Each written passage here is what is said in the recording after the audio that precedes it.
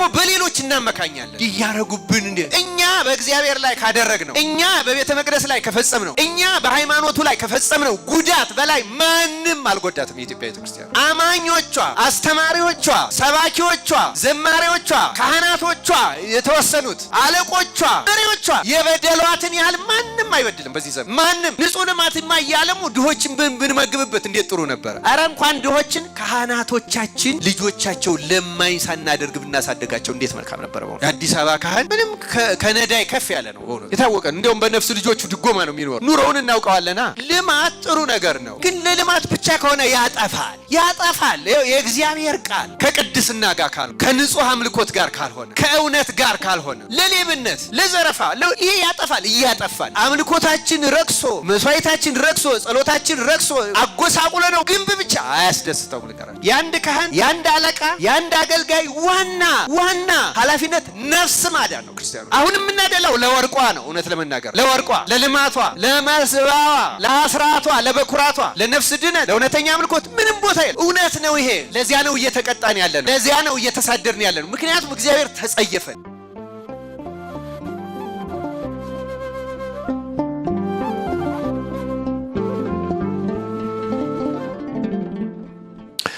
ዛሬ እንደ እግዚአብሔር መልካም ፈቃድ የምንማርበት የትምህርታችን ርዕስ አምልኮታችን የሚል ነው። አምልኮታችን እንደምታውቁት አምልኮት የሚለው ቃል ባጭሩ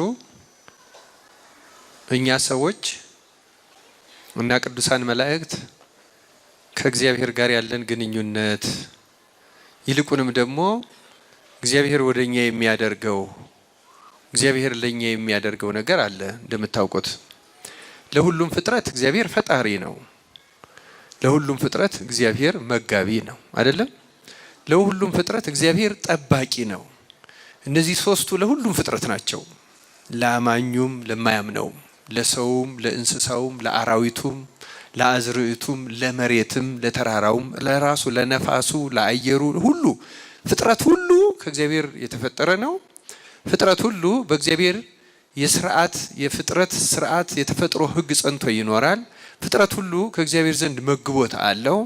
ፍጥረት ሁሉ ከእግዚአብሔር ጥበቃ ያገኛል። እግዚአብሔር የማይመግበው ፍጥረት የለም።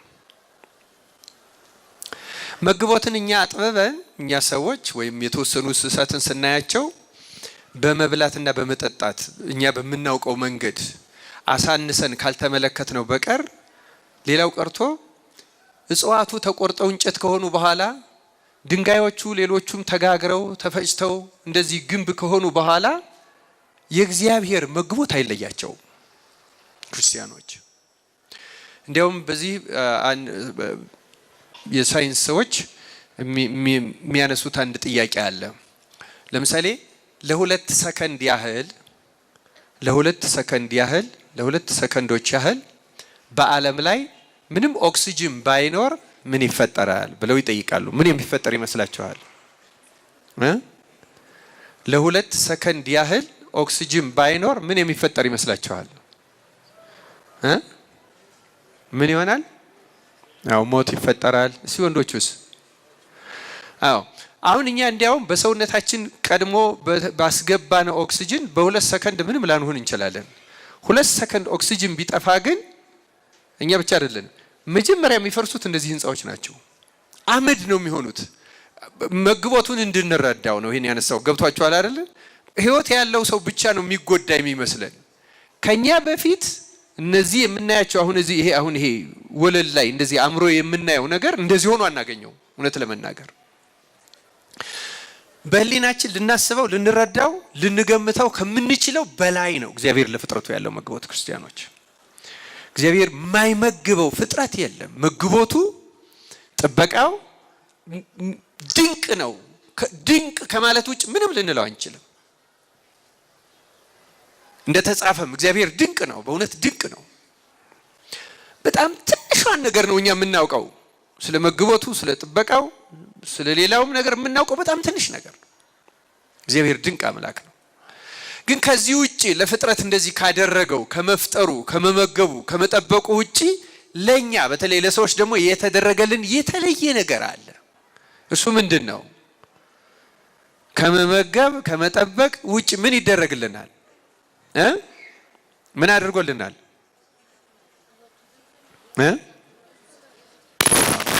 አዎ መልሰውታል እናቶቻችን፣ ህይወቱን ሰጥቶልናል። ባጭሩ ቤዛ ሆኖ አድኖናል። አይደለም እንዴ?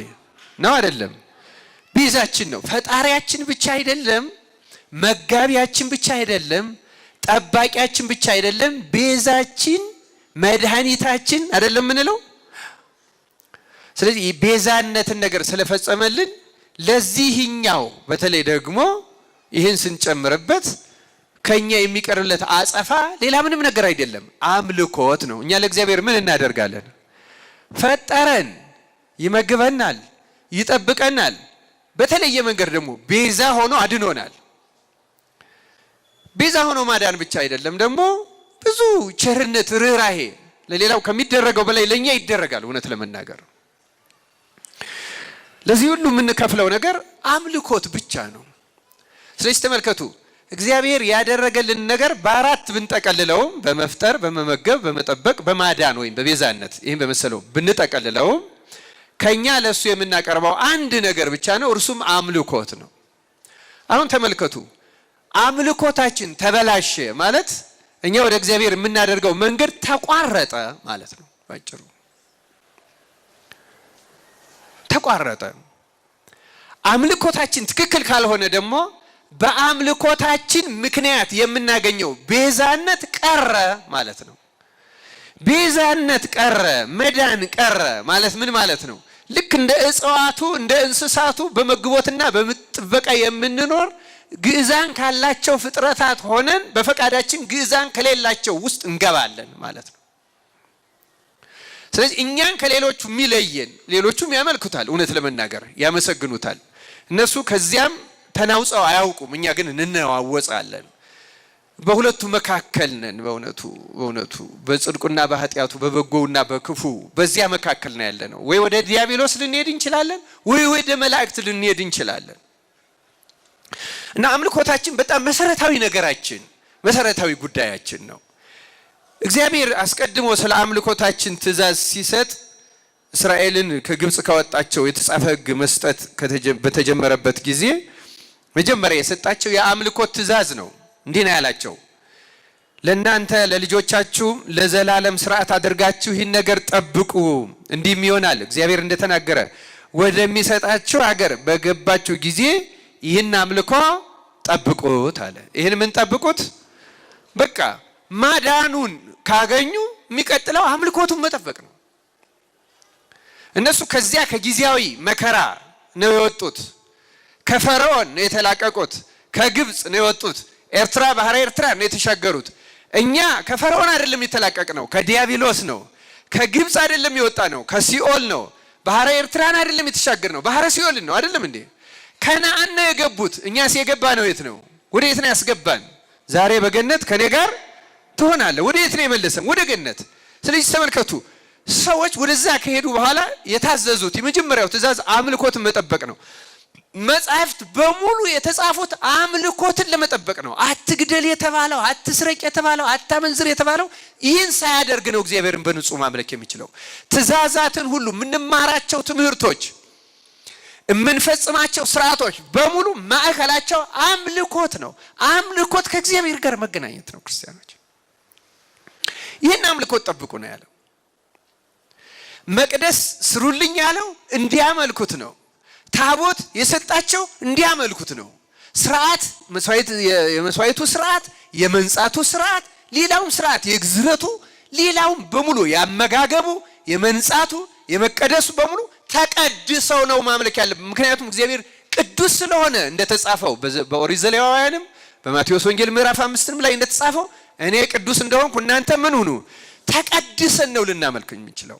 እና ማዕከሉ የአማኞችና በአማኞችና በእግዚአብሔር መካከል ያለው ግንኙነት ማዕከሉ አምልኮት ነው። አምልኮት ነው። አሁን ደግሞ በዘመናችን እስራኤልን በዘመናቸው ችግር ውስጥ የከተቱት ያንን አምልኮት ነው። አምልኮቱን ችግር ውስጥ ሲከቱት እነሱ ችግር ውስጥ ይገባሉ። እኛም አሁን ችግር ውስጥ እየጣል ነው ያለነው እግዚአብሔርን ማምለክ አምልኮቱን ነው።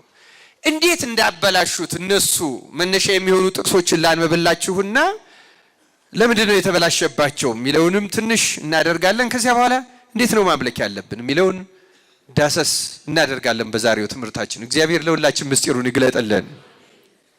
እዩ ክርስቲያኖች፣ ከዮሐንስ ወንጌል ላይ ዋና በዓላቶቻቸውን አይሁድ ሲፈጽሟቸው የነበሩትን በዓላትን በተመለከተ መድኃኒታችን ኢየሱስ ክርስቶስ ሰው ሆኖ በመጣ ጊዜ ይፈጽሟቸው ነበረ። እነዚያን የአምልኮ ስርዓቶች እስከ መጨረሻው ሰዓት ይፈጽሟቸው ነበረ። ግን ይፈጽሟቸዋል እንጂ እግዚአብሔር ደግሞ ስለነዚያ በዓላት እንዴት በምን መንገድ እንደተጻፈ እንዴት እንደተገለጹ ጥቂት ጥቅሶችን ላንብብላችሁና ወደ ኋላ ደግሞ ጥንት ሲሰጡ እንዴት ነበር የተገለጹት የሚለውን አይተን አምልኮታቸው ምንድነው የሆነው የሚለውን ለማነጻጸር ይረዳናል።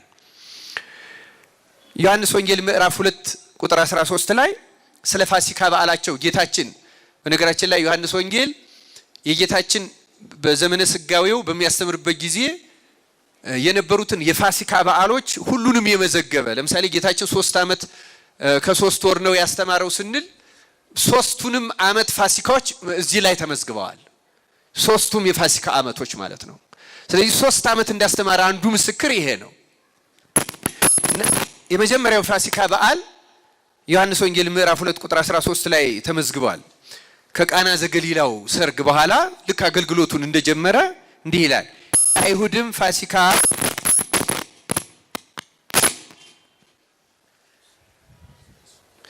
የአይሁድም ፋሲካ ቀርቦ ነበር፣ ኢየሱስም ወደ ኢየሩሳሌም ወጣ ይላል። ያው ተደጋግሞ እንደምትሰሙት ኢየሩሳሌም ቤተ መቅደሱ ያለበት ስለሆነ አበይት በዓላት የሚከበሩት ቤተ መቅደሱ ባለበት ስለሆነ ሰዎች ሁሉ ከመላው እስራኤል ወደዛ ለበዓል ስለሚወጡ ጌታም በዓሉን ለማክበር ወደ የት ወጣ ማለት ነው። ጥሶት አያውቅም። ግን በዓሉ የሚለው የአይሁድን ፋሲካ ቀርቦ ነበር ይላል። የማን ፋሲካ ለመጻፍ ደጋግመን እንየው።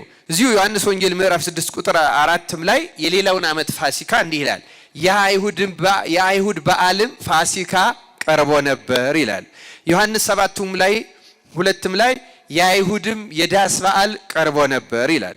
ዮሐንስ 11:55 ላይ ደግሞ የመጨረሻው ጌታችን የሚያዝበት ወቅት የነበረውን ፋሲካ የአይሁድም ፋሲካ ቀርቦ ነበር፣ ብዙ ሰዎችም ራሳቸውን ያነጹ ዘንድ ከፋሲካ በፊት ከአገሩ ወደ ኢየሩሳሌም ወጡ ይላል። ስለ ቃሉ ሁሉ የአምላካችን የእግዚአብሔር ስሙ የተመሰገነ ይሁን።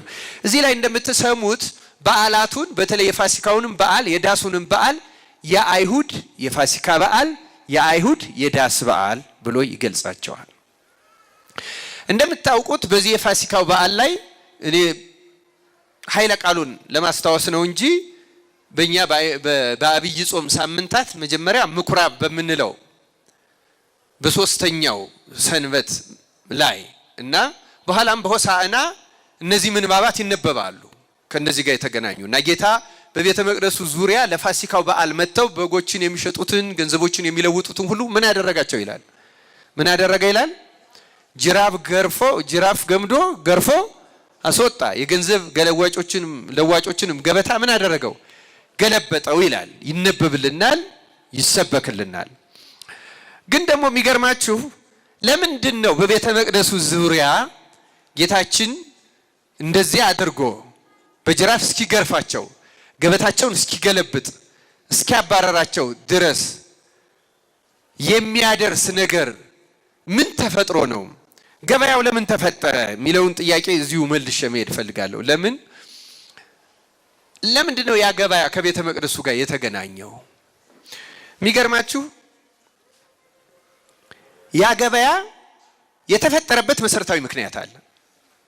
ምክንያቱም ወደ በዓላቱ ሲመጡ ለበዓላቱ የሚያስፈልገውን የመስዋዕት እንስሳ ይዘው መምጣት ይጠበቅባቸዋል። አሁን ቁጥሩን ረሳዋለሁ እንጂ ለምሳሌ በዚያ ጌታችን የሆሳዕና ዕለት ህዝቡ ብዙ ሆኖ ጨርቁን እንዳነጠፈ የምናስታውሰው ታሪክ ነው አይደለም? እጅግ ብዙ ህዝብ ነው የነበረው። ብዙ ህዝብ የሆነበት ምክንያት ለበዓሉ ስለወጣ ነው። ለበዓሉ በወጡበት የአልዓዛርን ከሙታን መነሳት ሰሙ። ያን ድንቅ አዩ፣ በጣም ተገረሙ። አስገራሚ ነበርም እና የህዝቡ ብዛት ተቆጥሮ አያልቅም። ዮሴፍ ወልደ ኮሪዮን እንደሚለው እና ሌሎችም እንደመዘገቡት ለምሳሌ ጌታ በዚያ በተገለጸበት በዚያ በተለይ በመጨረሻው ፋሲካ ለበዓላት የሚታረዱት እንስሳት በቁጥር በሚሊዮን የሚቆጠሩ መሰረታዊዎቹ እንኳን ከ250 ሺህ በላይ። አሁን አስቡ አዲስ አበባ ውስጥ 250 ሺህ እንስሳ የሚይዝ የከብት ገበያ አንድ ቦታ ላይ አለን ሊኖርን ይችላል። ምን ያህል ብዙ እንስሳ እንደሆነ መገመት ትችላላችሁ? ይሄ የሚያሳየን እግዚአብሔርን ያን ጊዜ እነሱ በሚያቀርቡት መስዋዕት ያመልኩት ስለነበረ ዛሬኛ የምናመልከው እርሱ ያቀረበልን መስዋዕት ነው። እርሱ ያቀረበልን ደግሞ ምኑን ነው ያቀረበልን? የራሱን ስጋ ነው አይደለም እንዴ? ምን ያህል ሸክም እንደቀረልን እንድትገነዘቡ ነው። እግዚአብሔር ለሁላችን ማስተዋሉን ያደለን። ህሊናችሁ ወደ ሌላ አይሰረቅ፣ ወደዚህ ወደ ቃል እግዚአብሔር ሁሉ አስተውሉ ክርስቲያኖች። ምን ያህል ሸክም እንደቀረልን በየበዓላቱ ቢያንስ በአመት እነዚህ አይነት 3 ትልልቅ በዓላት አሉ። ምን ያህል ከብት ልንነዳ እንችል እንደነበረ በብሉይ ኪዳን ብንሆን ምን ያህል ትልቅ ሸክም እንደነበረ አስቡት። አሁን ያን ሁሉ ከብት ከየሚመጡበት አካባቢ ነርቶ መምጣት ሁለት አስቸጋሪ ነገር አለው። አንደኛ የመጀመሪያው ጉዳይ ከብቶቹን ያደክማቸዋል። ስለዚህ ሲመጡ ለመስዋዕት ሊቀርቡ ሲደርሱ ጎስቋላ ያደርጋቸዋል። ደክመው ይደርሳሉ። የተመረጡ መስዋዕት አይሆኑም። ደስ የሚያሰኙ መስዋዕት አይሆኑም። ሁለተኛ መንገዱንም ያረዝመባቸዋል። ከብት እየነዱ መምጣትና በእግር መምጣት አንድ አይነት ነው እንዴ? አንድ አይነት አይደለም። ይሄን ችግር ለመፍታት ሲቸገሩ እግዚአብሔር አንድ ትእዛዝ ሰጣቸው። ትእዛዙን ላንብብላችሁ። እንዲህ ይላል። ኦሪት ዘዳግም ምዕራፍ 14 ቁጥር 23 ጀምሮ ተጽፏል። ሁልጊዜ አምላክህን እግዚአብሔርን መፍራት ትማር ዘንድ ስሙ እንዲጠራበት በመረጠው ስፍራ በአምላክህ በእግዚአብሔር ፊት የእህልህን የወይን ጠጅህንም የዘይትህንም አስራት የላምህንና የበግህንም በኩራት ብላ። አምላክህ እግዚአብሔር በባረከ ጊዜ መንገዱ ሩቅ ቢሆን አለ። ስሙ መንገዱ ሩቅ ቢሆን አምላክህም እግዚአብሔር ስሙን ያኖርበት ዘንድ የመረጠው ስፍራ ቢርቅብህ ይህን ወደዚያ ለመሸከም ባትችል ትሸጠዋለህ። አየህ፣ ሩቅ ከሆነብህ ምን ታደርገዋለህ አለ? ትሸጠዋለህ። የዋጋውንም ገንዘብ በእጅ ይዘህ አምላክህ እግዚአብሔር ወደ መረጠው ስፍራ ትሄዳለህ። በዚያም በገንዘቡ ሰውነትህ የፈለገውን በሬ ወይም በግ ወይም የወይን ጠጅ ወይም ብርቱ መጠጥ ሰውነትም የሚሻው ሁሉ ትገዛለህ። በዚያም በአምላክህ በእግዚአብሔር ፊት ትበላዋለህ፣ አንተና ቤተሰብም ደስ ይላቸዋል ይላል። ስለ ቃሉ የእግዚአብሔር ስሙ የተመሰገነ ይሁን። ስለዚህ ይህንን እንዲያደርጉ ትእዛዝ የሰጠው ማን ነው? እግዚአብሔር። ምክንያቱም መንገዱ ራቀ፣ መንዳት አይችሉም፣ መሸከም አይችሉም። የሚሸከሙትንም መሸከም ይከብዳቸዋል፣ የሚነዱትንም ደግሞ ይሄ ችግር ያመጣባቸዋል። ያ ገበያ የተፈጠረ በዚህ ምክንያት ነው። ሰው ሁሉ ከተወለደበት አካባቢ ለመስዋዕት ያዘጋጀውን ይሸጥና እዚህ እግዚአብሔር ባዘዘው ትእዛዝ መሰረት በዚያው ዋጋ እኩያውን ገዝቶ መስዋዕቱን ያቀርባል። የፋሲካው ትበላዋለህ የሚለው የፋሲካው መስዋዕት የሚበላ ስለሆነ የኃጢአት መስዋዕት አይበላም። በነገራችን ላይ አሁን በሚሊየን የሚቀርበው መስዋዕት የኃጢአት መስዋዕቱ ነው። የኃጢአት መስዋዕቶቹን ባቀራረባቸው ካየናቸው በሁለት ልንከፍላቸው እንችላለን። የሚበላ የመስዋዕት አይነት አለ፣ የማይበላው እሳት ነው የሚበላው። እሳት የሚበላው ኃጢአት እሳት ሲሆን ስለምታቃጥል ስለኛ ፈንታ እንስሳው ስለሚቃጠል ነው። የሚበላው የመንጻት ይህን የመሰለው የፋሲካው ሞትን ያሳለፈው ደግሞ ይበላል። ለዚያ ነው ስጋውና ደሙን የምንበላው። ምክንያቱም ክርስቶስ ፋሲካችን ታርዷል አይደለም የሚለው ቅዱስ ጳውሎስ። የፋሲካው መስዋዕት የሚበላ ነው። ለዚያ ነው የምንበላው። አስቀድሞ የፋሲካውን እንዲበላ የሚያደረገው ክርስቶስ የሚበላ መስዋዕት ሆኖ የሚመጣ ስለሆነ ነው። ይህ ስርዓት የተሰራው በዚህ ነው። ስለዚህ ሰዎቹ የፋሲካው መስዋዕት ብቻ አይደለም የኃጢአቱን መስዋዕት ይሸጡታል። ሲመጡ እዚህ ይገዛሉ። ይገዙና ይሰዋል። የሚቃጠለው የኃጢአት መስዋዕት ይሰዋል፣ የሚበላው የፋሲካው መስዋዕት ይበላል። ስርዓታቸው ተመልከቱ። ያ በዓል እንኳን የገበያው እንኳን ከመቅደሱ ዙሪያ የተፈጠረበት ምክንያት አምልኮቱ ንጹህ ለማድረግ ነበረ። የነሱን ሸክም ለማቅለል ነበረ። መከራቸውን ለማቃለል ነበረ። ረጅም መንገድ እንዳይሸከሙ፣ ረጅም መንገድ እንስሳ እንዳይነዱ፣ እንዳያደክሙትም እንዳይደክሙም እግዚአብሔር ለነሱ ጥቅም የሰራውን በኋላ ለሌላ ጥቅም ማዋል ጀመሩ። አያችሁ፣ ዓላማው ተቀየረ።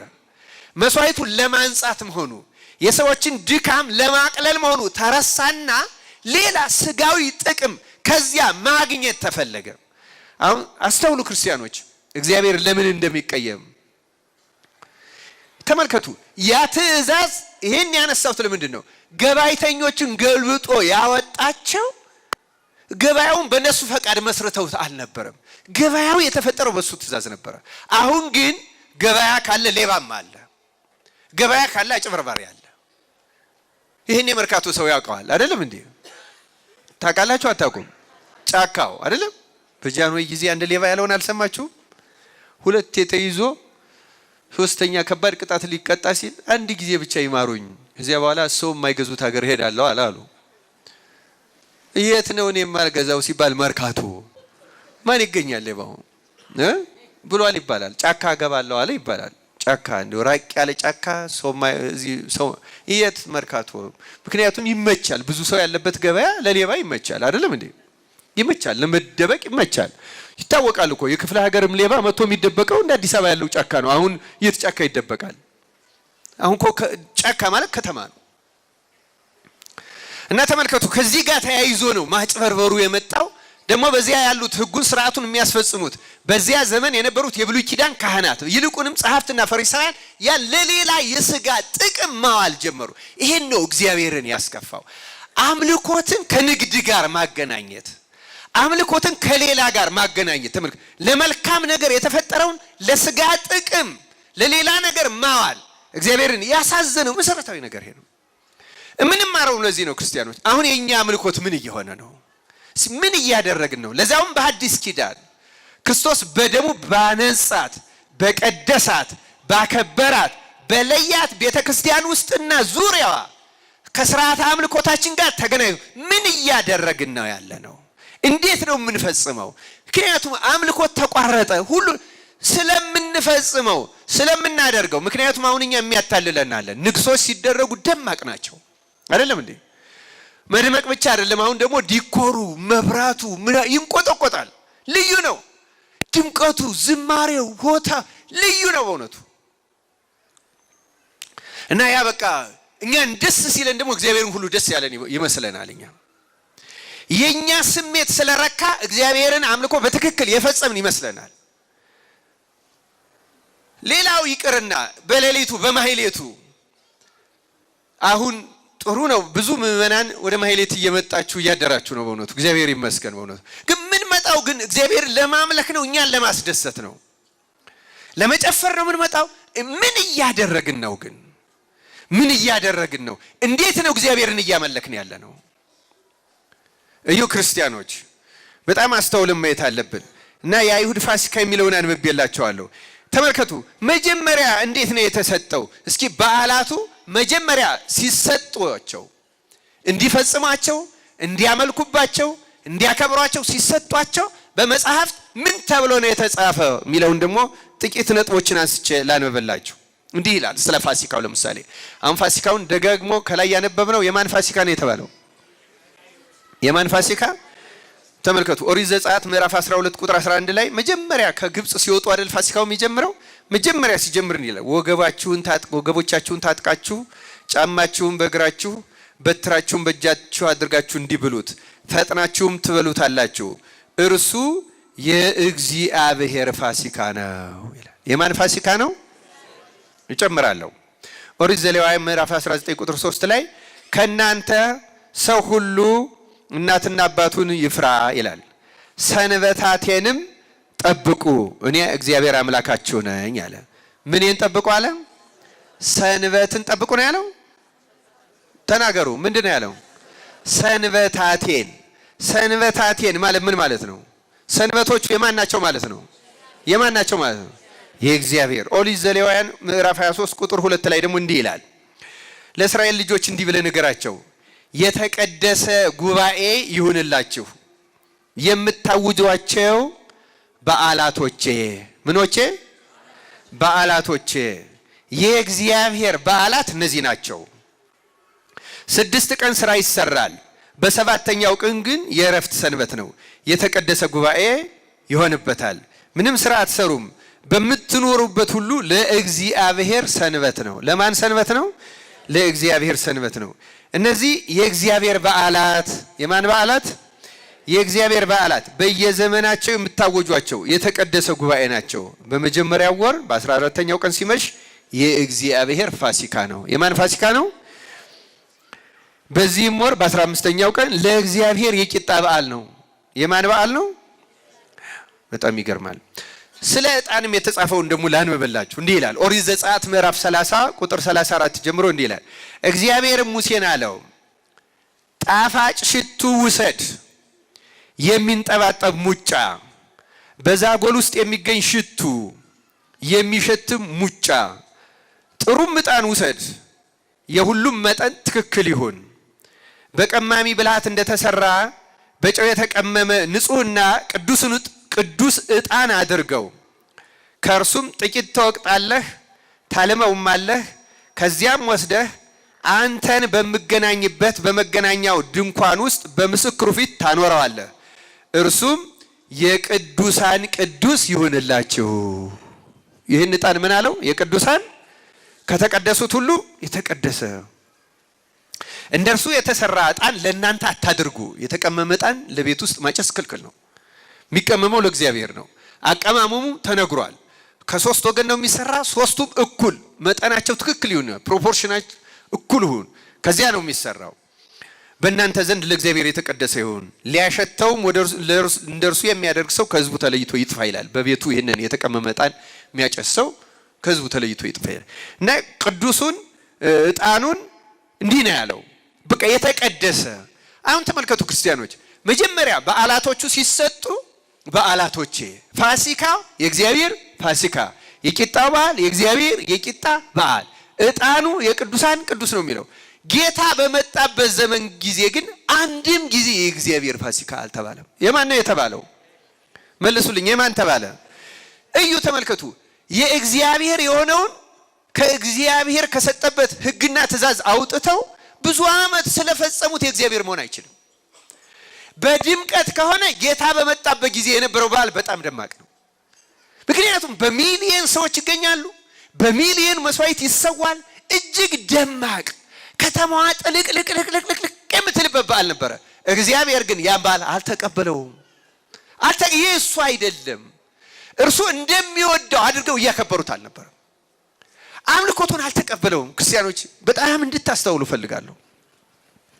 አሁን እኛም እያደረግነው በነገራችን ላይ የእግዚአብሔርን ፍላጎት እግዚአብሔርን ደስ የሚያሰኘውን አይደለም እየፈጸምን ያለ ነው። እየፈጸምን ያለ ነው የኛን ፍላጎት ነው። የኛን ስሜት ነው ማርካት የምንፈልገው።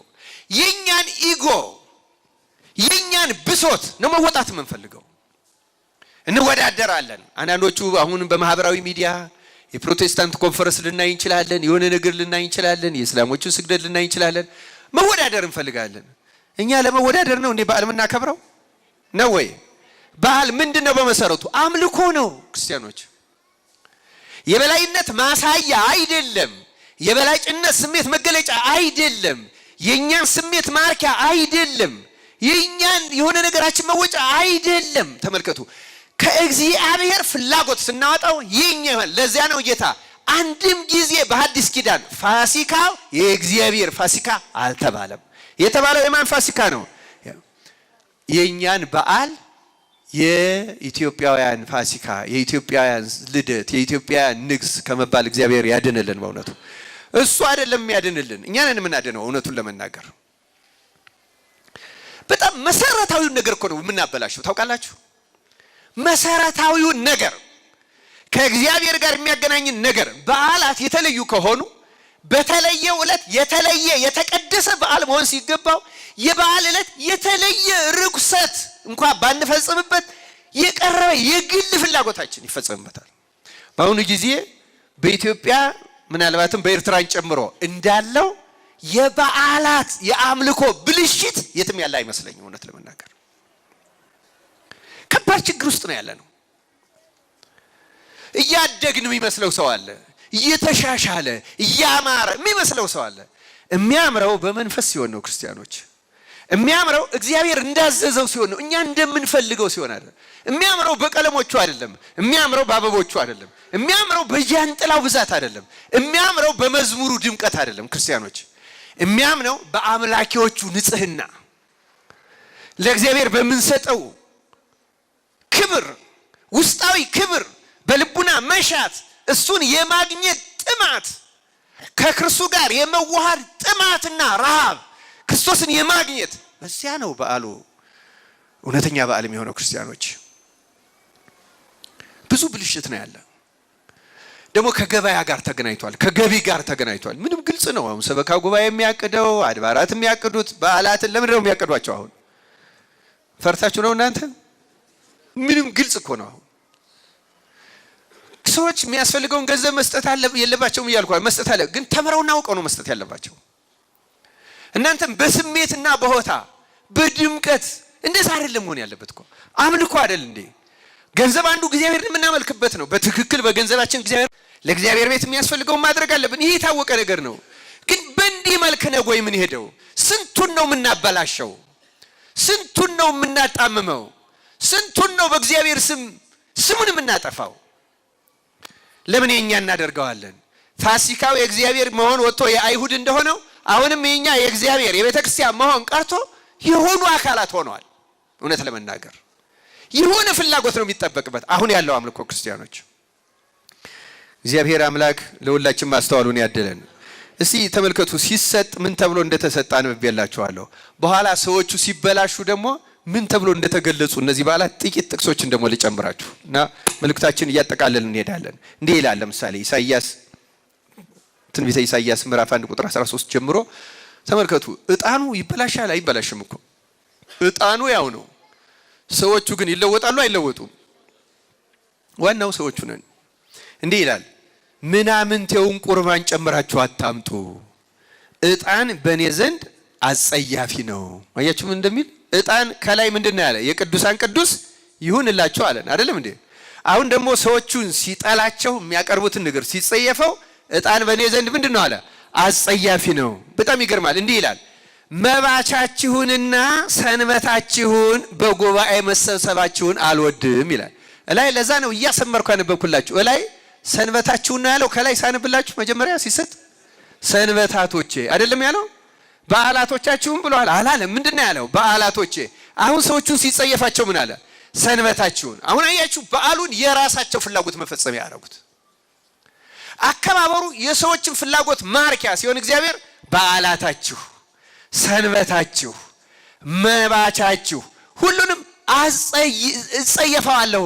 በጣም ይገርማል። እንደሱ ብቻ አይደለም የሚለው፣ እንዲያውም የተቀደሰውንም ጉባኤ አልታገስም። አያችሁ፣ የተቀደሰ ጉባኤ ይሁንላችሁ ያለው እሱ ነው። ተሰብሰቡ ያለው እሱ ነው። በአንድነት አክብሩ ያለው ነው። ግን አልታገሰውም። ለምን? እግዚአብሔርን በሚያስደስተው መንገድ እየተፈጸመ አይደለም። ሰዎች ራሳቸውን በሚያስደስታቸው መንገድ ነው እየፈጸሙት ያለው። ቁጥር 14 ላይ እንዲያውም ምን ይላል? መባቻችሁንና በዓላቶቻችሁን ነፍሴ ጠልታለች፣ ሸክምም ሆነውብኛል፣ ልታገሳቸውም ደክም ያለው። አይገርማችሁ? በዓልን ያስጀመረው እግዚአብሔር ነው። አምልኮውን ያስጀመረው እግዚአብሔር ነው። ስርዓቱን የሰጠው እሱ ነው። ተሰብሰቡ ያለው እሱ ነው። አሁን ግን አስጠልቶኛል፣ ልታገሰው አልችልም፣ ደክም ያለው። እግዚአብሔር የሚደክም አምላክ ነው እንዴ? ምን ያህል አማራሪ አድርገውት ይሆን እንደዚህ ያላቸው? እኛስ አሁን ምን ያህል እያስመረር ነው ይሆን? በንግስ ስም ያሁን እኮ በአንድ አጥቢያ ታቦት ለምን እንደሚደረብ የታወቀ ነገር ነው። የታወቀ ነው። ሌላው ቀርቶ ህዝቡም ስላልተማረ ስላላስተማር ነው። እዚህ እኮ ወረድ ስንል ከተክለ ሃይማኖት ብቻ ያለው አጥቢያ ማን ነው የሚባለው? ማን? ሚካኤል። ለምንድነው ጎላ የተባለ? መጀመሪያ ቤተክርስቲያኑ ሲተከል የመንፈስ ቅዱስ ነበረ። ሰው ደግሞ የሚያውቀው ሚካኤልን ነው፣ መንፈስ ቅዱስን ያውቀው። ስለዚህ ሚካኤል መጣ። ሚካኤል ጎላ አይደለም እንዴ? ጎላ አልጎላም? አዎ ጎላ እና ተተወ። እንደዚህ የተገለበጡ አሉ። አሁን ቅድስት ማርያም እንጦንስ ነበር ስትጀመር። ቅድስተ ቅዱሳን ማርያም ስትጀመር መጀመሪያ እንጦንስ ናት። አሁን እንጦንስ እስከ ቅርብ ጊዜ ራሱ በዓሉ ይከበር። አሁን ጭራሽ በዓሉ ሁሉ ተትቷል፣ ቁመቱ ሁሉ ቀርቷል፣ ምንም ዝክሩ ጠፍቷል። ምክንያቱም ገንዘብ የማያስገኝ አይፈልግም። የሚደረቡት እነማን ናቸው? በጣም ይገርማል። ይሄ የሚያመጣው ሰበካ ጉባኤው ወይም ደብሩን እንዲያ የሚያደርገው ህዝቡ ጭምር ነው። ህዝቡ ስላልተማረ ነው። ተያይዘን ነው የምንጠየቀው በነገራችን ላይ። ምክንያቱም መሪው አሁን ገንዘብ ነው። መሪው የማንኛው ነገር መሪ ጥቅምና ገንዘብ ነው በእውነቱ። አሁን አርሴማ ለምንድን ነው የተፈለገችው? 1700 ዓመት የኖረች ሰማዕት ናት አይደለም እንዴ? በሆነ ምክንያት መታወቅ ስትጀምር ደግሞ ደብሩ ሁሉ አርሴማ አርሴማ አርሴማ። አሁን ምልጃዋ ዛሬ ተገልጦ ነው እንዴ? እዩት። ምንን መሰረት አድርገን ነው? ለምንድን ነው ዛሬ ይህን ማነሳው? ለምሳሌ ዛሬ በዓሉ የማን በዓል ነው? ዓመት በዓሉ የማን ነው? የማን? የራጉኤል። የዓመት በዓሉ የማን ነው? ለምሳሌ የኤልያስ ነው አይደለም? አዲስ አበባ ውስጥ ኤልያስ ስንት ቦታ ነው ያለው? የት ነው ያለው? እንጦጦ ምን ሆኖ ነው ያለው? ተደርቦ አይደለም ያለው? በጣም ይገርማል እኮ መሰረታዊ። አሁን አብርሃም፣ ይስሐቅ፣ ያዕቆብን ያህል አርስተ አበው በጣም ብዙ ሰማዕታት ደግሞ በአዲስ ኪዳን ዋጋቸው ከፍ ያለ ነው በእውነቱ። ምክንያቱም በሌሎቹ ምልጃ የማይሰረይ ኃጢአትን ክርስቶስ በሰማዕታት ይቅር ይላል። ምክንያቱም ሰማዕታት ስለ ክርስቶስ ደም ያፈሰሱ ናቸው። ከየትኛውም ቅድሚያ ከመቤታችን ቀጥሎ ከሰው ወገን እንደ ሰማዕታት ምልጃቸው ፈጣን የለም። መርቆሬዎስን ያህል ሰማዕት በግድ አሁን በዚህ በደብረ ሲና ምክንያት ብሎ በግድ እዚህ አዲስ አበባ እንደ ግድ እየገባ ነው። በጣም ይገርማል እኮ ምክንያቱም መሰረት የምናደርገው ጉዳይ ሌላ ስለሆነ። እግዚአብሔር ለሁላችን ማስተዋሉን ያደለን ክርስቲያኖች። ለዚህ ነው አሁን እኛ ትኩረታችን ሌላ ሲሆን እግዚአብሔር በዓላቶቻችሁ ሰንበታ ልሸከማቸው ከብዶኛል ይላል እግዚአብሔር። ቆመን እኮ መመርመር አለብን ክርስቲያኖች። ቆም ብለን መቼ ነው የምንጀምረው? መቼ ነው የምንጀምረው? ምንም እኮ አሁን እንዲያውም ወደፊት የሚመራን የእግዚአብሔር ቃል አይሆንም። ማርኬቲንግ ነው ሊመራን የሚችለው። እውነት ለመናገር በቤተ ክርስቲያን ራሱ እንዴት ነው ሰውን የምንስበው የሚለው ራሱ ከዚህ ከሶሻል ሚዲያ ፕሮሞሽኑ ጀምሮ። ምክንያቱም ሰውን በአምልኮ መሳብ እየቆመ ነው። የምንስበው በሌላ ፍላጎት ነው። ሌላው ቀርቶ እንደ ፕሮቴስታንቶቹ አሁን በሰባኪው ይሳባል ሰው በሆኑ ሰዎች ነው። ሰው በእግዚአብሔር መሳብ እያቆመ ነው። እውነት ለመናገር ሰው በእግዚአብሔር መሳብ በንጹህ አምልኮ መሳብ እያቆምን ነው። አደገኛ መንገድ ላይ ነው ያለነው። እና እንደዛ ሆኖ የተሰበሰቡ ምንንስ ያህል ብንሰበሰብ እግዚአብሔር ማርኬቲንግ እኮ አይደለም የሚፈልገው። እግዚአብሔር የኛን እኮ ማስታገስ እኮ አይደለም የሚፈልገው። እግዚአብሔር የሚፈልገው እኮ ንጹህ አምልኮ ነው። ሳናውቀው ወደ ገደል እየገባ ነው። የሚያስቀረውም የለ። በነገራችን ላይ እንደተባለው አንድ እጅ የተከለውን 50 ሊቅ አይነቅለውም። ምንም በአንድ ወቅት የተጨመረ መጥፎ ነገር ምዕመኑ ራሱ ላያስቀረው ይችላል። እርግጥ ትምህርቱ ስለሌለ ነው። እግዚአብሔር ደግሞ እንደዚህ ነው የሚለን፣ ልሸከማችሁ ከብዳችሁኛል።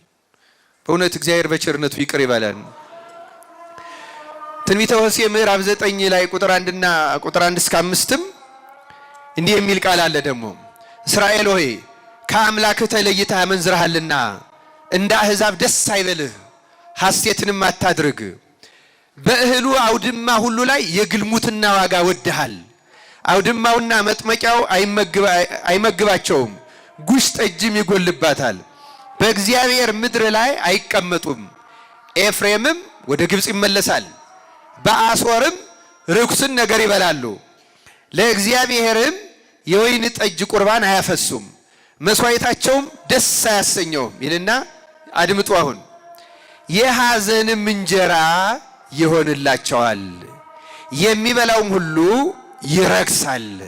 እንጀራውም ለሰውነታቸው ይሆናል እንጂ ወደ እግዚአብሔር ቤት አይገባም።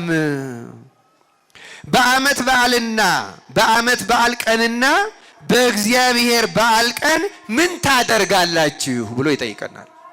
ስለ ቃሉ የእግዚአብሔር ስሙ የተመሰገነ ይሁን።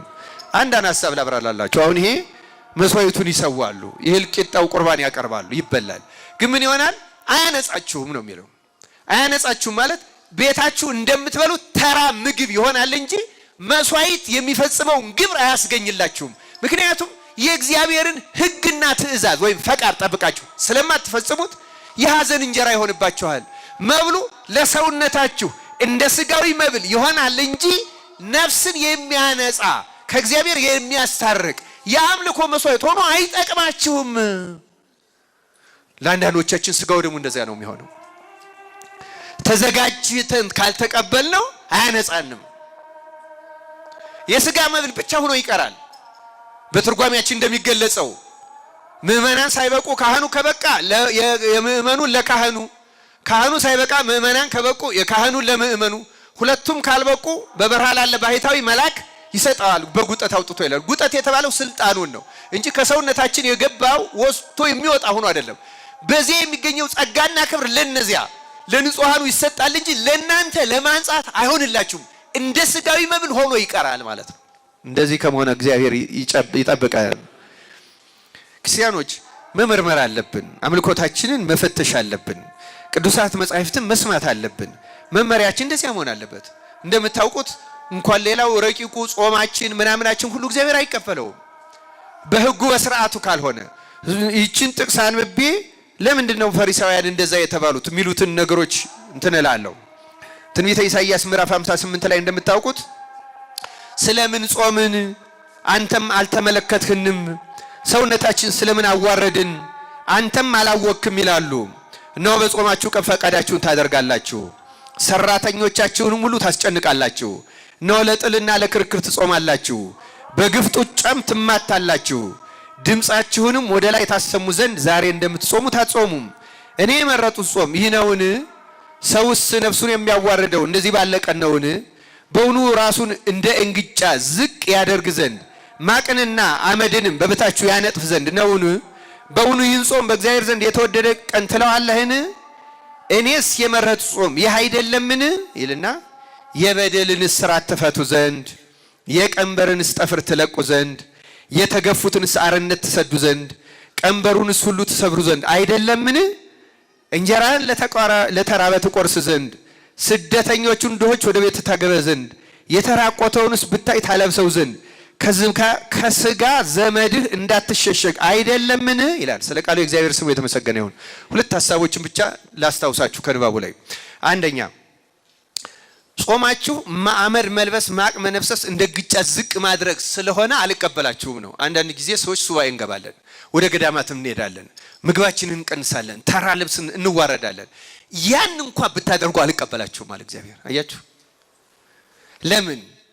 ያ እግዚአብሔር የሚያስደስተው ያ ብቻ አይደለም። ውስጣችን አምራ ምን ጾምበትን ዓላማ አውቀን ፍቅርን ገንዘብ ምክንያቱም ጾም ዓላማው ነፍስን ለማንጻት ነው። ነፍስ ስትነጻ ሰው ሁሉ ትወዳለች፣ ርህራሄ ታደርጋለች፣ ከስጋ ዘመድ አንሸሸግም። ይህን የመሰለ እናደርጋለን። እኛ ለሰው ርህራሄ ሳናደርግ ስለሰራ ነው በደል ሄደን በቀን አንድ ጊዜ እፍኝ የማትበላ ጥሬ እየበላን ፍልሰታን ሱባኤ ስለያዝን ብቻ አንጸድቅም። ክርስቲያኖች ወቁት። ደብረ ሊባኖስ ብንሄድ፣ ግሸን ብንወጣ፣ አክሱም ብንሻገር፣ ዝቋላ ብንወጣ፣ ምድረ ከብድ ብንሄድ፣ ወይም ጻድቃኔ ብንሄድ፣ ወይም እንጦጦ ኪዳነ ምሕረት ብንከትም ምን ብናደርግ የሚጠቅመን እግዚአብሔርን ደስ የሚያሰኝ ነገር እያደረግን ካደረግነው ቤታችንም ሆነን ያን በረከት እናገኘዋለን። እዚያ ብንሄድ ደግሞ የበለጠ በረከት እናገኛለን። እነዚያ የተለዩ ቦታዎች ናቸው፣ ግን ቦታዎቹ ብቻቸው ዋጋ ግን አያሰጡንም። እኛ የሚገባው ሰው ካልሆን ቦታው ብቻውን ቦታው ከኢየሩሳሌም የሚበልጥ ቦታ ነበር እንዴ? ክርስቲያኖች ነበር እንዴ ከኢየሩሳሌም የሚበልጥ? ለምንድነው ብዙ ጊዜ የፈረሰው? ለምንድነው ክርስቲያኖች የተሳደዱት? ቦታው የኛ ቦታዎች ከማን ይበልጣሉ? ከዮሐንስ አፈወርቅ መንበር ይበልጣሉ? ከነ ቅዱስ ኤፍሬም ቦታዎች ይበልጣሉ? ከየትኛው ይበልጣሉ? ቦታውማ ያው መሬት እኮ ነው። የቀደሰው እኮ እግዚአብሔር ነው። የቀደሰውን እግዚአብሔርን ስንረሳው ቅድስና ያቋማል። ክርስቲያኖች ዋናው ጉዳይ እኛ ለእግዚአብሔር ሕግ ያለን መታዘዝ፣ የኛን ነፍስና ሕሊና ማንጻት፣ እውነተኛ አምልኮ ለማድረግ መታተር። ታይታው ይስሙላው መሽቆጥቆጡ ምን ወጋለው? እሱ አሁን በድፍረት ነው የምናገረው። አሁን ሰበካ ጉባኤያት ምናምኖች ሁሉ ይጨነቃሉ። አሁን መጎናጸፊያው፣ ቀጸላው፣ ልብሰ ተክኖ፣ ካባ ላንቃው፣ ጸናጽሉ፣ መቋሚያው በሚሊዮን ነው የምንገዛው። አንድ የነፍስ ዝግጅት በሌለበት ማለት ነው። እንዴ እግዚአብሔር እኮ በቁሳቁስ አይደለልም። የግሪክን ውድ ልብስ ስላመጣን ሙካሽ ስለደረደርን ጽድቅ ሊሆን አይሆንም። መቋሚያው የቀንድ የብር የወርቅ ስለሆነ አይሆንም። ብር ወርቅ ለእግዚአብሔር ብርቁ ነው እንዴ? የሰውን አምረት እንደዛ ነው እንዴ? እግዚአብሔር አምልኮታችን እየተበላሸ ነው። ክርስቲያኖች እየተበላሸ ነው። እውነት ለመናገር የእግዚአብሔር ከመሆን አውጥተነዋል፣ የሰዎች ሆኗል። የኛ ፍላጎት ማሟያ፣ ቀደም እንዳልኩት የንግድ መሰማሪያ ሆኗል። እውነት ለመናገር የሚናገረውም የለም። የፈሪሳውያን ችግራቸው ምንድነው? ለዚህ ሁሉ በዓላቱን የእግዚአብሔር የሚባል አስወጥተው የአይሁድ ያስባሉት የነሱ ያሰኛቸው ምንድነው የሚለው ሁለት ነጥቦች ላንጣ። መዘምራንም የመጡ ሰዓት ደርሳል ለማለት ይመስለኛል። ባጭሩ ለማጠቃለል ሞክራለሁ። ሶስት ነጥቦችን ነው ማለት ነው። አንደኛ እንዴት ነው የምናመልከው የሚለው ማንሳ ችግሩን ካላነሳ ነው ወደ እውነተኛው ነገር አንሻገርም። አንደኛው የፈሪሳውያን ችግር በልማድ መጓዝ ነው። በምን መጓዝ አልኳችሁ? ልማድ አሁን ለነሱ በጣም ከባድ ነበር እውነት ለመናገር። እኛ እዚያ ደረጃ ላይ የደረስን ይመስለኛል። ልማድን እየተከታተል ካላነጻ ነው ልማድ ይሆናል። አሁን ሌላው ቀርቶ በግል ጸሎታችን እንኳን ልማዱን ላናቆመው እንችላለን። አንዳንድ ሰው ኪዳኑን በልማድ ያደርገዋል፣ ላያቆም ይችላል። አታቆሙት፣ አሁንም ችግር የለም። ጸሎቱን የማታውን የቤታችንም የግል ላይ ልናደርገው እንችላለን። ግን የልማድ ሲሆን ትኩስ መሆኑ ስሜት ያለው ከእግዚአብሔር ጋር መገናኘት መነጋገር የሚያስችል መሆኑ እየቀረ እየተባረደ ይመጣል። በእውነቱ ልማድ በጣም አደገኛ ነገር ነው። በእውነቱ እንደ ስለ ልማድ አንድ ሁለት ጥቅስ ማንበብ እችላለሁ። የሐዋርያት ሥራ ምዕራፍ 26 ቁጥር 5 ላይ እንደው ነጋ ለማድረግ ነው። ሊመሰክሩ የወዱ እንደሆነ በአምልኳችን ከሁሉ ይልቅ ሕግን በመጠንቀቅ እንደሚተጋ ወገን ፈሪሳዊ ሆኜ እንደኖርኩ ከጥንት ጀምረው አውቀውኛልና ይላል ቅዱስ ጳውሎስ። ይሄ እንግዲህ እነሱ የሚጠነቀቁበት የልማድ ጥንቃቄ አለ። በቃ ፈሪሳዊ ይሄ እንዲህ እንዳይሆን ከዚህ እንዲህ እንዳይል ይሄ እንዲህ እንዳይል። አሁን የኛ መመን እንደዚያ ነው። እዚህ ላይ አይቆምም፣ እዚህ ላይ አይቀመጥም፣ እንደዚህ ነው። ዝም ብለን ፈሪሳውያን የሚመስል ብዙ ጠባይ ነው ያለን። ዝም ብለን ሰው ሁሉ መተቸት ነው። አረ እንደዚህ ወረ እንደዛ። ነፍሳችን ከእግዚአብሔር ጋር ምንም ግንኙነት የላትም። በቃ ፕሮሲጀር ፕሮቶኮል ምናምን ላይ ነው ያለ ነው። እኛ አእምሯችን በሙሉ የተያዘው። ሁለተኛ ነገሥት 17 ላይ እግዚአብሔርንም ሲፈሩ ከመካከላቸው እንደፈለሱት እንደ አሕዛብ ልማድ አምላካቸውን ያመልኩ ነበር። እንደማን ልማድ? እንደ አሕዛብ ልማድ፣ በልማድ እየፈጸሙ ማለት እና እንደ እስከ ዛሬ ድረስ እንደቀደመው ልማድ ያደርጋሉ። እግዚአብሔርንም አይፈሩም። እግዚአብሔርም እስራኤል ብሎ የጠራውን የያዕቆብ ልጆች እንዳዘዛቸው ስርዓትና ፍርድ ሕግና ትእዛዝ አያደርጉም ይላል።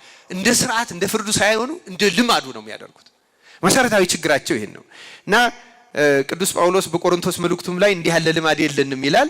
ልማድ በእውነቱ አስቸጋሪ ነገር ነው። ክርስቲያኖች እንዲያ ቆሮንቶስ ምዕራፍ 11 ላይ ይሄ ጠጉርን ስለማስረዘም ይሄን ልማድ እንዳልሆነ ይናገራል።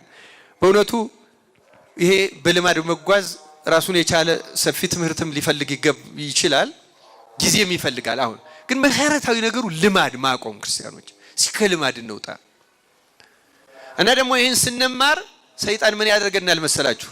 አይ እንደዚህ እኮ ለተብለን ተብለው ነበር እና አለቃው ሰበካ ጉባኤው ቄሶቹ እንዲያደርጉ ብለን ደግሞ ተች ብቻ ያደርገናል ሰይጣን። እግዚአብሔር ከዚህ በሽታ ይጠብቃችሁ። እናንተ ራሳችሁን ነፃ አውጡ ክርስቲያኖች፣ እኛ ራሳችንን ነፃ እናውጣ። ትችቱን ተውት። እየተማርን ስንሄድ ሁሉ እየተስተካከለ እኮ ይሄዳል። እኛ ለስሜት ለምሳሌ ለሌላው ነገር ተገዢ ካልሆን እኮ ይቀየራል። ሌላው ሁሉ ተገዶ ይቀየራል እኮ።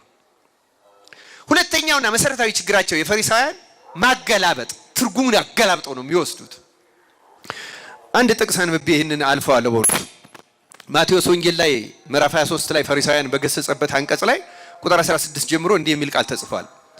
እናንተ ይላል ማንም በቤተ መቅደስ የሚምል ምንም የለበትም፣ ማንም በቤተ መቅደስ ወርቅ የሚምል ግን በመሐላው ይያዛል የምትሉ እውሮች መሪዎች ወዮላችሁ።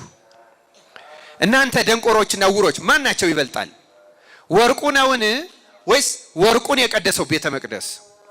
ደግማችሁም ማንም በመሰዊያው የሚምል ምንም የለበትም፣ ማንም በላዩ ባለው መባ የሚምል ግን በመሐላው ይያዛል ትላላችሁ። እናንተ ደንቆሮችና እውሮች ማናቸው ይበልጣል? መባው ነውን ወይስ መባውን የሚቀድሰው መሰዊያው? እንግዲህ በመሰዊያው የሚምለው በእርሱና በእርሱ ላይ ባለው ሁሉ ይምላል፣ በቤተ መቅደስም የሚለው በእርሱና በእርሱ በሚኖረው ይምላል ይላል። ስለ ቃሉ የእግዚአብሔር ስሙ የተመሰገነ ይሁን። አሁን እነሱ አገላበጡት። ከቤተ መቅደሱ ይልቅ ቤተ መቅደሱ ውስጥ ያለውን ወርቅ አስበለጡት። ይሄ ከወርቁና ከቤተ መቅደሱ ለወርቁ ክብደት መስጠት የማን ስሜት ይመስላችኋል? የምን ስሜት ይመስላችኋል? ለማን የማድላት ነው? ቤተ መቅደሱን ነው እግዚአብሔር የሚያድርበት? ወርቁን ነው እግዚአብሔር የሚያድርበት? አያችሁ፣ ማንም በቤተ መቅደሱ ቢምል ምንም ችግር ምንም አቅለው ነው የሚያዩት። መሰዊያውን መባውን ግን ይላሉ። መባዋም ጣጣ አላታ፣ ወደ ገንዘብነት አላት። አያችሁ፣ ህሊናቸው ለገንዘብ ቅርብ ከሆነው ጋር ቅርብ ነው በእውነቱ። አሁን እኛም በቤተ ክርስቲያናችን ለምሳሌ ልማት በጣም ጥሩ ነገር ነው።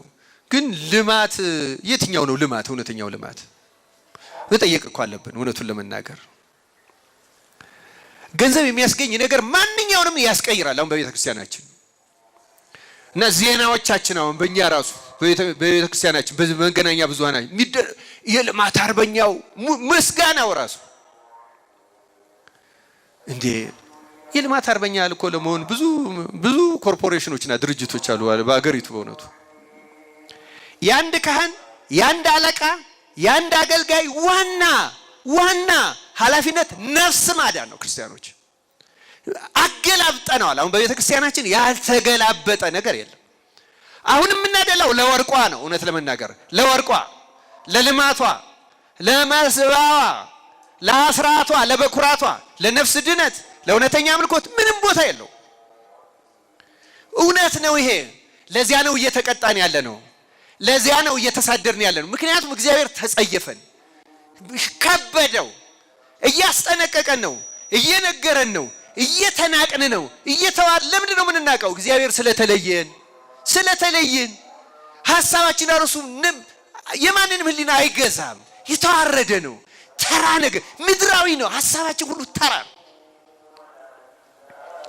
ተዋርደናል። እውነቱን ለመናገር ደግሞ በሌሎች እናመካኛለን። እንዲህ ያረጉብን እኛ በእግዚአብሔር ላይ ካደረግነው፣ እኛ በቤተ መቅደስ ላይ ከፈጸምነው፣ እኛ በሃይማኖቱ ላይ ከፈጸምነው ጉዳት በላይ ማንም አልጎዳትም። የኢትዮጵያ ቤተ ክርስቲያን ማንም አማኞቿ፣ አስተማሪዎቿ፣ ሰባኪዎቿ፣ ዘማሪዎቿ፣ ካህናቶቿ፣ የተወሰኑት አለቆቿ፣ መሪዎቿ የበደሏትን ያህል ማንም አይበድልም በዚህ ዘመን። ማንም ይህም በድፍረት መናገር ሁሉንም አይወክልም፣ ግን ማንም የለም። የተገላበጠ ነገር ነው ያለው። ስለዚህ እግዚአብሔር ይጸየፈናል፣ አሳልፎ ይሰጠናል። ሁሉንም አሳልፎ መስጠቱ ብዙ ንጹሃን ምእመናንም ንጹሃን ካህናትም አሉ። እውነት ለመናገር መምህራን መነኮሳት አሉ ንጹሃን፣ ምንም አልጠፋም። በእነሱ አሁንም ጨርሶ ይማረን። ክርስቲያኖች እንደ አሁን ልማት መጥፎ ሊመስላችሁ ይችላል። አንድ ታሪክ ልንገራችሁ፣ ግን ትኩረቱ ለሱ ሲሆን በግብጾች ታሪክ ነው ያነበብኩት። ግብጽ አባ መቃርስ የታወቀ ነው። ትልቅ አባት ነው አይደለም? ትልቅ ጻድቅ ነው። እና አባ መቃርስ ገዳም ብዙ ቃል ኪዳን ገብቶለታል እግዚአብሔር። እና በአንድ ወቅት ግን መነኮሳቱ ትኩረታቸው ልማት ሆነ። ልማት የሚያለሙት ለምቾት ነው ደግሞ። እና ለጸሎት ቸልተኛ በተባረደ ስሜት የሌሊቱን ጸሎትም ያው ሲነጋ ይደርሳል፣ የት እንሄዳለን እዚሁ ነው የምንወለው ብለው ሲነጋጋ ነው የሚያደርጉት። ተውት ይላል። እና በጣም የሚገርም ነው። የሰማዕታቱን ቅድም ስለነገርኳችሁ ቅድሚያ እንዴት እንደሚሰጠው እና ጌታ በሰማይ ላሉ ቅዱሳን በተለይ ከዚያ ገዳም ጋር ለተገናኙት ገለጸላቸው እና አጠፋዋለሁ አለው ጌታ። በሁለት ምክንያት ነው የወቀሳቸው ገዳማቱን። አንደኛ ልማትና ምቾት ይወዳሉ፣ ሁለተኛ ለጸሎት አይተጉም። ለጸሎት አይተጉም፣ ለልማትና ለምቾት ግን ጎበዞች ናቸው። ስለዚህ ገዳሙን አጠፋዋለሁ አለ ይላል። እና የገዳሙ መስራች ያ ቅዱስ አባ መቃርስ መጥቶ ጌታ ለመነው ወድቆ፣ ጌታዊ ቃል ኪዳን ገብተህልኝ ሞለው፣ ለምንድን ነው ገዳሙን የምታጠፋው? ማር ይቅር በል ስለገባህልኝ ቃል ኪዳን፣ በዚያ ስለወጡት ቅዱሳን ስለ ብዙዎቹ ብለህ ማር ይቅር በል አለው ይላል። ቃል ኪዳን የገባውልህ ልጆችህም በሕግና በስርዓት ቢሄዱ ነው። አሁን ግን በሕግ በስርዓት ቃል ኪዳን የሚሰራው ሕግ ስርዓት ለሚጠብቅ ነው ክርስቲያኖች። አሁን ከነሱ ከስርዓት ወጥተዋል። ስለዚህ አጠፋቸዋለሁ አለው ይላል። አባ መቃርስን ያህል ጻድቅ በኋላ 49ኙ ሰማዕታት በእኛ 40 ተሳቱ ለባሳያነ መስቀል የምንላቸው አሉ። እነዚህ ምንድናቸው? አባ ዮሐንስ የሚባል በጣም ትልቅ የዚያ ገዳም አበምኔት ባንድ ወቅት ነበረ። እና በርበሮች የሚባሉ ታውቃላችሁ? በእንግሊዘኛ በርበር ነው የሚባሉ። በርበር ማለት ሰሜን አፍሪካ አሁን ሊቢያ አካባቢ ያለ አካባቢ ነው። ከዚያ የሚነሱ የጎሳ ሽፍቶች ናቸው። ምንም ለሰው ደንታ የላቸውም። ይሄዱና ገለው አርደው ዘርፈው የሚሄዱ ናቸው። እና ይሄዱ ገዳማቱን የግብጽ ገዳማትን እንደዚህ ይገሏቸዋል። እና በግብጽ ምን አለ? አሁንም ግብጽን ስትጎበኙ ታዩታላችሁ። አይዟችሁ ትምህርቴን እያጠቃለልኩ ነው። አርዝም ያለው አይደለም አውቃለሁ፣ ግን ብዙ ቀን ሰንብቼ ስለመጣው ትንሽ ደቂቃ ትታገሱኛላችሁ። ልጨርሰው አልጨርሰው ፈቅዳችኋል? አዎ በጣም የመሸበት ሰው ይሄድ። በእውነቱ መቼስ እንዴት እናደርጋለን? የአሁኑን ዘመን ማምሽቶ መግባትም እናውቀዋለን። የፈተና ዘመን ነው። እግዚአብሔር ሰላሙን ያንጽናለን። እና ምን አላቸው? አሁን ግብጽ ስትሄዱ የመጠበቂያ ግንብ የሚባል የመጠበቂያ ግንብ ማለት እነዚህ በርበሮች ሲመጡ ገብተው የሚድኑበት። እንዴት ነው የሚገቡበት መሰላችሁ? ሁለት ግንብ ጎንና ለጎን ይሰራል። አንድ ግንብ ልክ በ2 ሜትር ርቀት ግንቡን አድርገው አንድ ግንብ ወደዚያ ይሰራል፣ አንድ ግንብ እዚህ ይሰራል። እዛኛው የሚሰራው ግንብ ምንም ከስር መግቢያ የለውም። ከላይ ፎቅ አለው፣ ደርብ አለው። ወደዚያ የሚገባው ግን በዚህኛው ፎቅ ይመጣና ሁለት ፎቆች የሚገናኙበት ድልድዮች ኮሪደሮች አይታችሁ ታውቃላችሁ አይደል? እንደዛ ከዚህ ወደዚያ በእንጨት ሆኖ መሃሉ ላይ መታጠፍ ያለው በገመድ ይዘረጉትና ከተሻገሩ በኋላ በገመድ ሲጎትቱት ታጥፎ ይሄ ክፍት ይሆናል። ስለዚህ ወደዚያ ግንብ መውጫ የለውም፣ አይገቡም። መዳኛው ይሄ ነው። አሁንም እዛ አባ መቃርስ ገዳም ይሄ ግንብ እኔም በአይኔ አይቼዋለሁ አለ። አሁንም መጠበቂያ ግንቡ ማለት የድሮ እዛ ገብተው ብቻ ነው የሚድኑ፣ እየመጡ ያርዷቸዋል። አንድ አይተርፍም። አባ ዮሐንስ የበቃ ስለነበረ በርበሮች እየመጡ እንደሆነ ተገለጸለት። ከመንፈስ ቅዱስ ሲገለጽለት እንዲህ አለ፣ በርበሮች ገዳሙን ሊዘርፉና እኛን ሊገሉ እየመጡ ነው። የፈራ ወደ መጠበቂያ ግንቡ ይግባ፣ ያልፈራ ግን ሰማዕትነትን የሚወድ ከኔ ጋር ይቁም አለ። ልክ ይሄን ሲል አብዛኛው መነኮሳት ወደ መጠበቂያ ግንቡ ገቡ። ከሱ ውጭ 48 መነኮሳት ከሱ ጋር ቀሩ። 49 ሆኑ ማለት ነው። ከሱ ጋር 49 ቆመው ነው የጠበቋቸው። እንደመጡ አረዷቸው። ስለ ክርስቶስ ብለው ደማቸውን አፈሰሱ።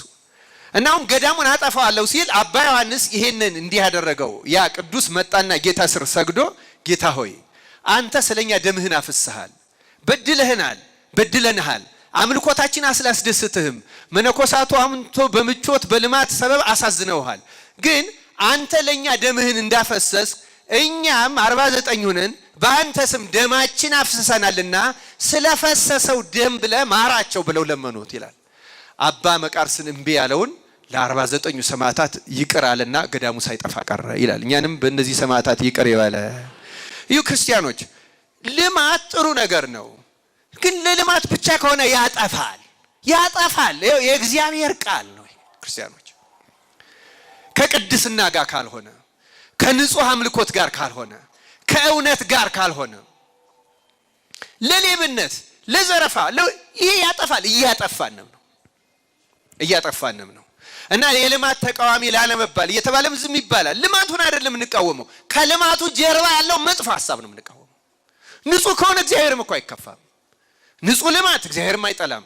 ንጹህ ልማትማ እያለሙ ድሆችን ብንመግብበት እንዴት ጥሩ ነበረ። አረ እንኳን ድሆችን ካህናቶቻችን ልጆቻቸው ለማኝ ሳናደርግ ብናሳደጋቸው እንዴት መልካም ነበረ። በእውነት ምንም የታወቀ ነገር እኮ ነው። የአዲስ አበባ ካህን ምንም ከነዳይ ከፍ ያለ ነው። በእውነቱ የታወቀ እንደውም በነፍስ ልጆቹ ድጎማ ነው የሚኖረው። ኑሮውን እናውቀዋለን። አሰራር እየዘረጋን ተገቢ ቤት እያደረግን ከኪራይ ቤት ምልልስ ማኔጅ በደንብ እያደረግን ልጆቻቸው በአግባቡ እንዲያደርግ አድርጎ በንጽህና እንዲያገለግሉ ብናደርጋቸው እኛም እንጠቀማለን፣ እነሱም ይጠቀማሉ። በዚህ እግዚአብሔር ደስ ነው የሚለው በእውነቱ። በዚህ ሰበብ ግን የተወሰኑ ወንበዴዎች መጠቀም አይወደው እግዚአብሔር። አምልኮታችን ረክሶ፣ መስዋዕታችን ረክሶ፣ ጸሎታችን ረክሶ አጎሳቁለ ነው ግንብ ብቻ አያስደስተውም። ልንገራችሁ፣ እግዚአብሔር አምላክ ከዚህ በሽታ ይፈውሰን። እንግዲህ እንዴት ነው ታዲያ ማምለክ ያለብን የሚለው ትንሽ ደቂቃ ስለሚወስድ እዚህ ላይ አቆመዋለሁ።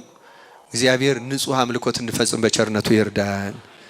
በዓላችንን እግዚአብሔር የፋሲካውን የእግዚአብሔር የተባለውን የአይሁድ እንዳለው በዓላቶቼ ያላቸውን በዓላቶቻችሁ፣ ሰንበቶቼ ያላቸውን ሰንበቶቻችሁ እንዳለው ንግሳችሁ፣ በዓላችሁ፣ ጉባኤያችሁ እያለ እንዳይጸየፈን መስተካከል አለብን። ተስተካክለን የሚገባውን ነገር አድርገን ከእግዚአብሔር ጋር ለመታረቂያ ያብቃን። ይቆየን። ስብሐት ለእግዚአብሔር።